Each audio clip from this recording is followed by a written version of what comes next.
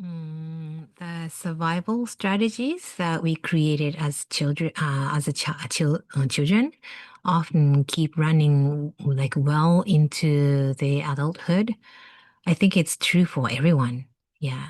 An important thing is that where we are, if whether we are aware of it or not.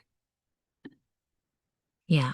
And helping people become aware of it, it's where not only Reiki, but the coaching plays a really big role, I think. Yeah. And when I coach people, I ask them to write a notebook and share it with me. And the method I used was created by a lady's named Kiyomi Ishikawa, and it's called the Bad Mouthing Notebook. Yeah, through the title doesn't really capture what it really does, but I really think that it's more if more people can learn this method, then it could really reduce the suicide rate. I really believe that this method can save lives. Yeah. And people to ask people to put into words everything they are feeling and towards others or towards themselves. And yeah, the emotions like anger, frustrations, and sadness, and the blame they're carrying and all that. Actually encourage them to write down their negative thoughts. Then we carefully explore them together. Yeah. And I'm not really interested in, not, yeah, I am not really interested in the details in the note, but what's interests me is the meaning underneath them, those note. What beliefs are hidden there, or, oh, that's why it doesn't matter how, yeah, that's why they think this way. Yeah, so it really doesn't matter how negative the writing is. I'm not judging it. I'm just catching the words, each words. Yeah, just being curious. Yeah, what and curious being that what makes them this person see things this way. Yeah. So I ask question that helps people discover the beliefs and definition they are carrying inside themselves. Yeah. So yeah. No matter how much advice somebody gives you, it rarely creates real change unless we or you discover it for yourself. Yeah. I think it's unwelcome advice. It's usually annoying. Yeah.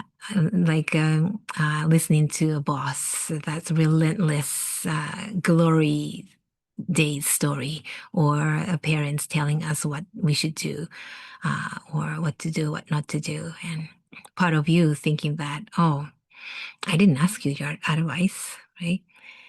Yeah, but when the answer comes from within yourself, then you can't really run away from it. Yeah, you suddenly realize that, ah, I've been thinking about that, I've been believing that, and that's where change begins.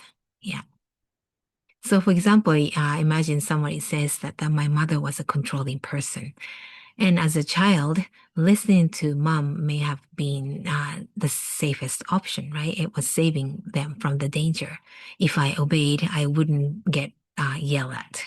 That becomes survival strategy.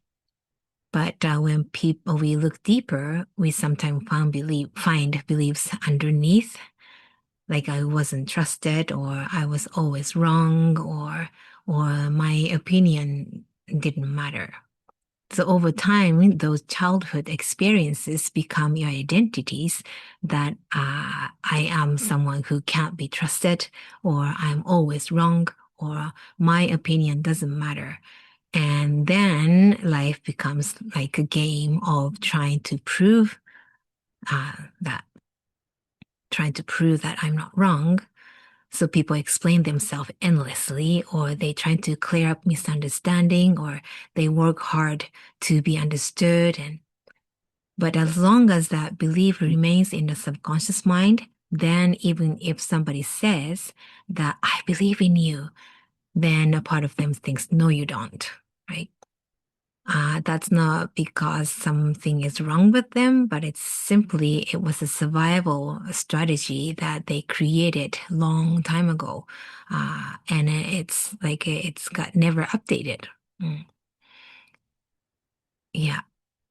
So yeah, subconscious mind is always trying to prove what it already believes. So if I deeply believe in I'm wrong, or then somebody says, I completely agree with you, strange part of me might think that, well, if you agree with somebody as wrong as me, then you're wrong. Yeah. Yeah, so it's similar thing. If somebody says that you're such a kind person, then I might think that no, I'm not. Or if somebody says I love you, and I may think that no, that can be true. Because we protect the identity that we build around ourselves, and letting go of that identity can be really painful. It's similar to addiction, whether it's a cigarette or alcohol or something even stronger like heavy drugs. Letting go of something that you've relied on for a long time, that takes courage.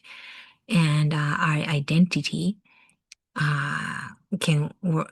Yeah, so our identity can work in the same way. If I spend years believing that this is who I am, and letting go of that belief can be really terrifying. Yeah. Um,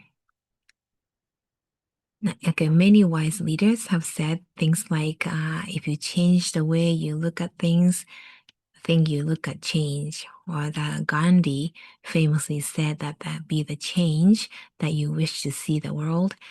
When I replace the words, that word with the person I struggle with, then that person, the other person doesn't necessarily change. What change is how I see them change. Yeah.